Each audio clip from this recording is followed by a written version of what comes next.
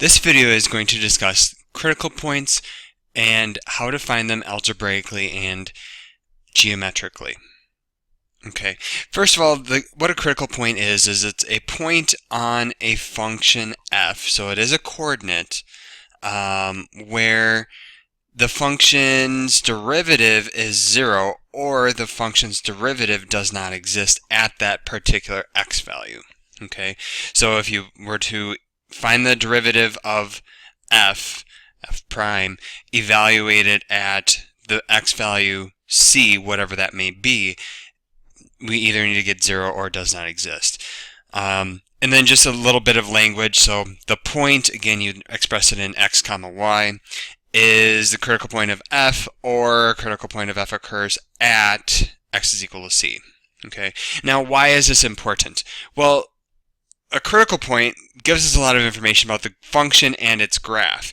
In particular, we are wanting to know whether it is, if we're looking at the derivative, we are interested in knowing if the function is increasing, decreasing, or not doing either one of those. And that's exactly what a critical point will tell us. So if we know where f prime of x is 0, okay, that means f of x, if it's not going up or down, so that means the function is not going up or down, that means it's either a maximum,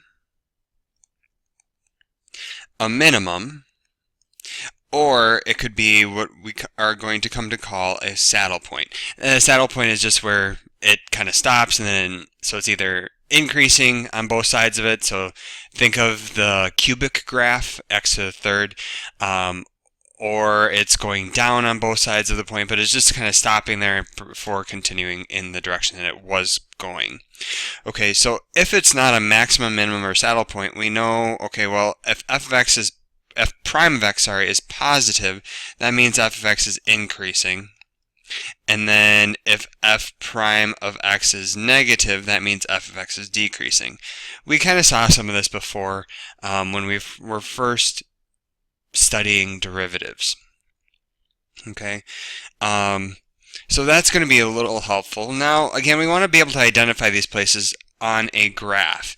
So here's a graph of a function f. Determine the critical points of f. Okay, so I'm looking for any place where f prime is 0 or f prime does not exist.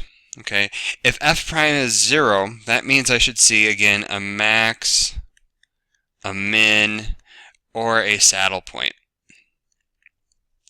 If f prime does not exist, I'm looking for any discontinuities.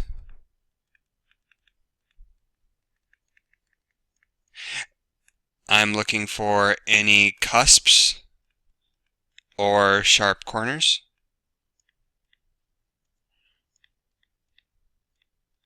And I'm also looking for any vertical tangents.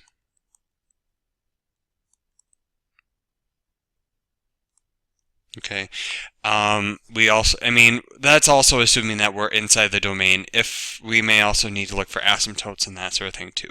Okay, so determine the critical points of f here. Well, let's see, if I go from left to right over here, I see that, okay, here, this looks like a sharp corner to me, so I'm going to identify that as a critical point. This, technically here, we would see, okay, slope derivative would be a positive number, and then it changes to 0 and then decreases. So this is going to be a sharp corner, so that's going to be another one. And same thing down here. And here we have a big old cusp as well. So the critical points are going to be -3, 1. That's one critical point. And our next critical point, let me give myself a little bit more room. Next critical point is going to be -1, 1. And then 1, -3. And then the last one, we're going to call that 3, 5. Okay. So again, in this graph, we had all maxes, or all cusps or sharp corners. We could also have maxes or mins too, and those would be critical points. Okay, and then lastly, algebraically, to find critical points, that's where I need to use the actual definition, and that is, again, f prime of c is equal to 0, or f prime of c does not exist. Okay, so if I'm given the function's algebraic form, I can differentiate f prime of x, this is equal to 6x squared minus 24. Set this equal to 0 and solve. So 6x equals 24. 6x squared divided by 6. X squared is equal to 4. X is plus and minus 2. Okay, but again, a critical point, I need the x comma y ordering. So -2. If I put 2 in, let's see, this is 2 essentially to the 4th, so 16. 16 minus 48 is minus 32. And then here, this is -2 cubed, that's -8 times that is -16. -16 plus 20, or plus 48 is going to be, not 48, positive 32. Okay. Then for the next one, g of t, so that's all the further I would have to go. I would say these are my critical points, and I would be done. For g of t, I proceed doing the same sort of thing. Actually here though, I want to make my life easier before I find the derivative. So let's erase this, let's start over. So notice that g of t is equal to the natural log of all that stuff. By properties of logarithms, I can actually write this first as 2 times natural log of the opposite value of t squared minus 1. Okay, that's just going to make my life easier so I don't have as many chains when I do a derivative here. Finding the derivative now, this is 2 times 1 over the input, so t squared minus 1, times the derivative of the input, so that's 2t. Okay, and I'm going to simplify this just to make my life a little easier. This is 4t all over t squared minus 1. Okay, now at this point, again, I need to look for places where the derivative is 0 or the derivative does not exist. Okay, and so I can set this equal to 0. Okay, I can see, well, first thing, I cannot have t equal to plus and minus 1. That makes the denominator 0, so this is when f prime of x does not exist. I don't have f, I should say g prime of t.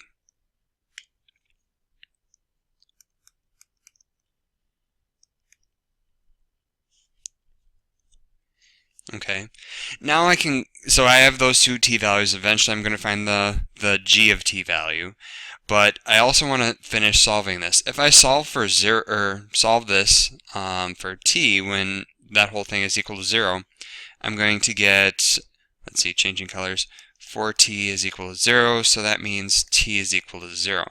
So my critical points are going to occur at when t is minus 1, when t is 0, and when t is 1. Okay, and now I can go ahead and plug those in. Let's see, plugging in -1 first. -1 and 1, those are actually going to not be so good for us, because when I put in -1 and 0, or -1 and 1, what happens to g of t?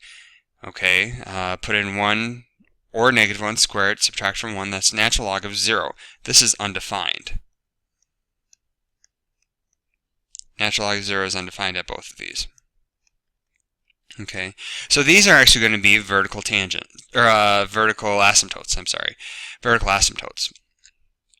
Okay, and then, so technically, we'll talk about how to classify these later, but we'll just leave them in the list for now. And then 0, if I put in 0 for t, solve that out, that'll be -1 squared, natural log of 1 is 0, okay? So technically, I would report all of these answers if I was asked for critical points. However, again, when we start to classify these, they will disappear, okay?